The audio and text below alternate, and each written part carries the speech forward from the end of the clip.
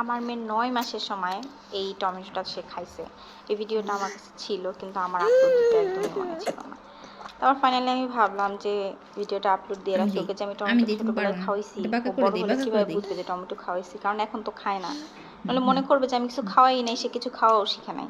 ওই অন্য কারো বাবুরা যদি এরকম খেতে চায়, আপনারা এই টমেটো চামচ দিয়ে খুব ভালো করে মোড়ায় ভিতরে এভাবে ধরে খাওয়াইতে পারেন।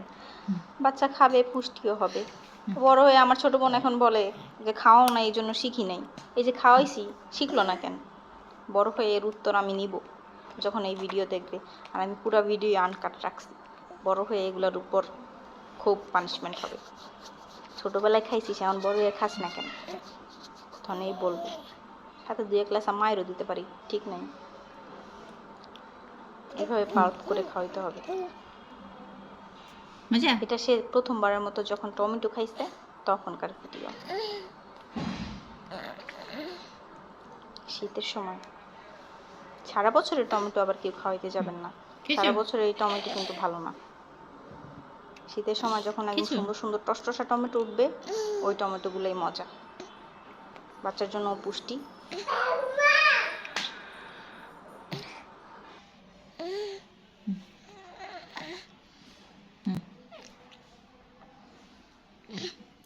আমি দেই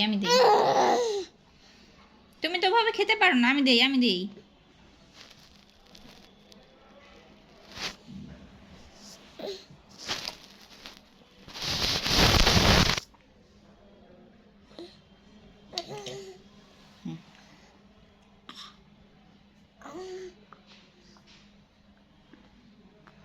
এই যে আমি ফিটো করে দিয়েছি না, এখানে দেখাও।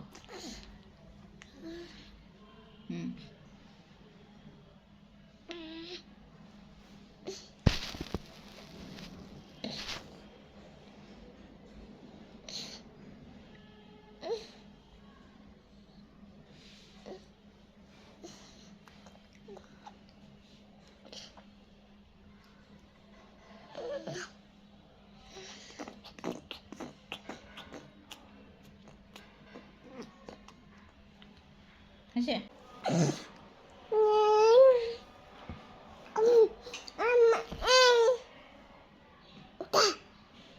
কোথা?